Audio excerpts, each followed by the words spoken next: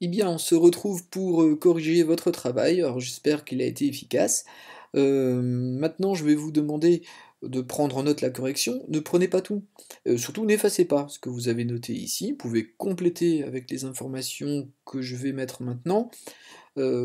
Chaque année, en fait, moi, quand je travaille vraiment en cours avec, les élèves, je leur demande de laisser cela et la prise de notes va changer. Là, j'ai prévu une prise de notes qui va s'afficher, ne notez que ce que vous n'auriez pas éventuellement, vu, aperçu. Ce qui est très important par contre de bien noter après, ça va être la petite synthèse. Alors, qu'est-ce que Josh et Alexa voient des grandes plaines, ce territoire où ils habitent?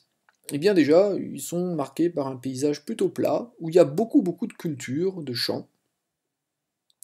Alors ça, je pense que vous l'avez relevé, ils voient des champs de maïs, ils voient des champs de betteraves, ils voient des champs de soja, ils en parlent, et quand ils se déplacent, quand ils parcourent leur territoire, eh bien cet aspect visible est très présent. Donc on a un espace qui est vraiment marqué par l'activité agricole, on est bien dans l'étude d'un espace agricole.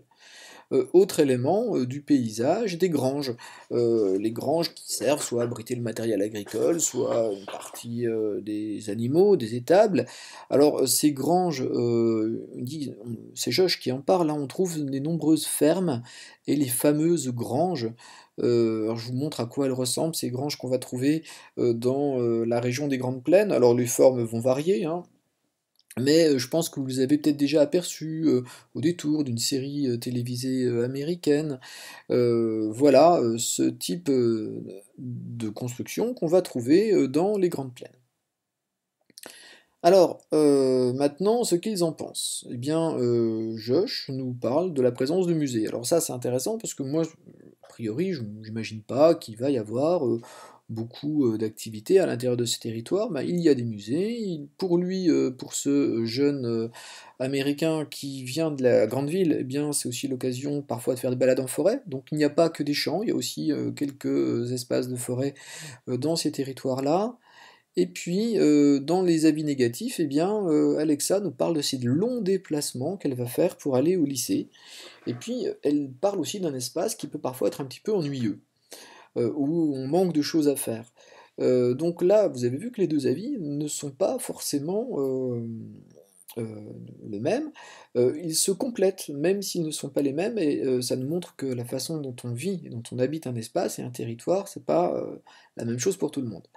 Alors, dernier point à dire, dernière remarque, il y a des points communs dans ce que disent ces, 2 jeunes gens, la lycéenne et l'étudiant, heu, des points communs entre leur territoire et bah, celui dans lequel nous habitons. Parce que, quand on est, des habitants, comme vous, qui vivez dans les alentours du collège de Brassac, eh bien, nous, vivons dans un territoire aussi qui est marqué par l'agriculture. On voit aussi, nous, les forêts quand on fait, notre, chemin pour aller jusqu'au collège.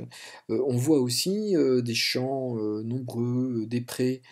Pour certains d'entre vous, les déplacements sont assez longs aussi, hein. Elle nous parle, Alexa, d'une première heure de la journée d'école qui est consacrée au trajet en bus. Alors je ne sais pas s'il y en a parmi vous qui mettent 1 heure pour venir en bus jusqu'au collège, par contre je sais qu'il y en a, qui mettent largement plus d'une demi-heure. Donc, là on voit que cet espace, qui est décrit par ces, 2 jeunes habitants, qui est très lointain de nous, qui est de l'autre côté de l'océan Atlantique, eh bien, il ressemble un petit peu au nôtre. Alors, maintenant, petite synthèse, c'est un espace très agricole et peu urbanisé que celui qui est, décrit ici. Et deuxième chose à noter, les habitants peuvent avoir un sentiment d'isolement, on peut manquer d'équipement dans ce type d'espace, c'est pas forcément le cas pour tous. Et enfin, certains services manquent, par contre, les loisirs sont pas tous présents, et les écoles sont éloignées. Donc il va, y avoir des déplacements assez importants. Donc voilà pour cette première, partie de la correction. On passe maintenant à la deuxième partie.